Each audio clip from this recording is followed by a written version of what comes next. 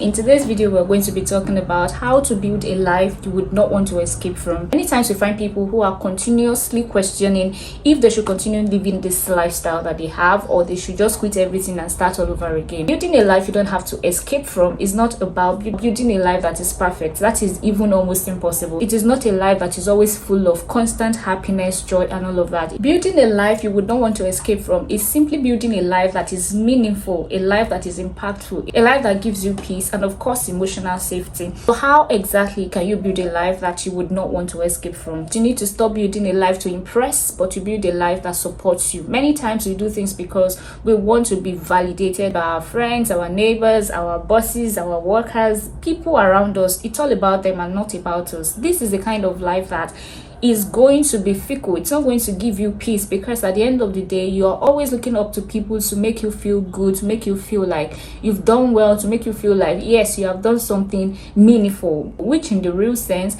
whenever it is that this kind of validations doesn't come, or you don't get it the way you expected it, you start to feel bad and you begin to question everything. This life, I promise you, is not going to make you feel safe, it's not going to make you stable, it's not going to guarantee you happiness, because deep down in you, you know this is not you, this is not who you want to be. You are simply living to impress, and you would always want to find a way to escape from such life. You need to start designing your days and not your dreams. Start being intentional about how you are living your days. Stop daydreaming, always focusing on the destination, what you want to achieve, where you're going, to the extent that you forget to put in so much effort, so much deliberateness into the kind of days you are living. Because yes, you have these dreams, you want to get there, you want to arrive here, this is where you're going and all of that, but what about the day-by-day activities that are eventually going to lead you there? You need to start healing your limiting patterns. You're always in haste, you're always unprepared, you're always unready, in fact you're always feeling overwhelmed. You need to start being practical about your patterns, about your lifestyle, about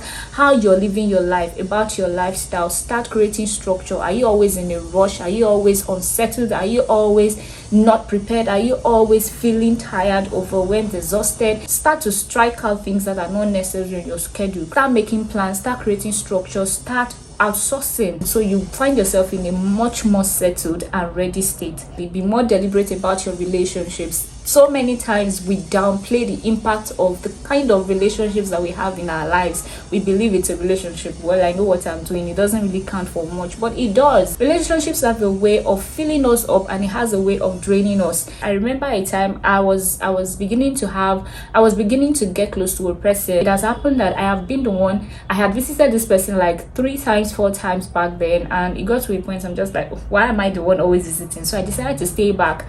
Fortunately, this person noticed and was like, I understand you've not been visiting me for a while. I also want to return your visit. I also want to visit you as well. I also want to spend time with you. It's just that I have a friend who has noticed you and I are beginning to get close, and she's so mad about it.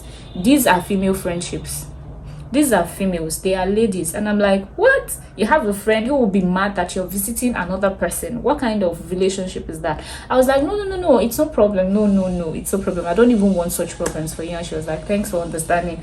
But in my mind, I was worried, I was concerned for this person. You're an adult, for crying out loud.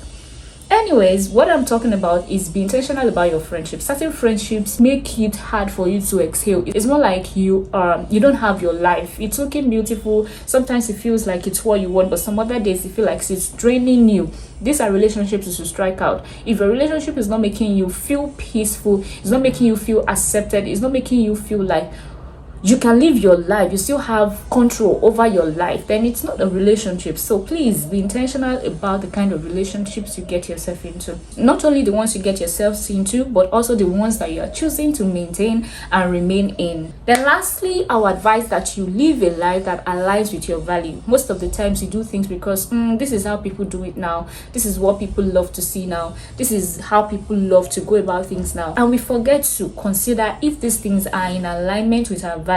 Are they things that goes along with the things that we believe in? it is not worth it. Whatever it is you're doing that is not in alignment with your values, they are not worth it, and they will always make you want to escape the life you're living, because it is not you. It is more like you are a color red person, or you're always doing color black because black is trending. It doesn't matter how beautiful the black looks on you, you're always going to be struggling, and you're always going to be feeling uncomfortable. I just use that. I hope it fits into the context, but I hope you get what I'm trying to say. Try as much as possible to live authentically.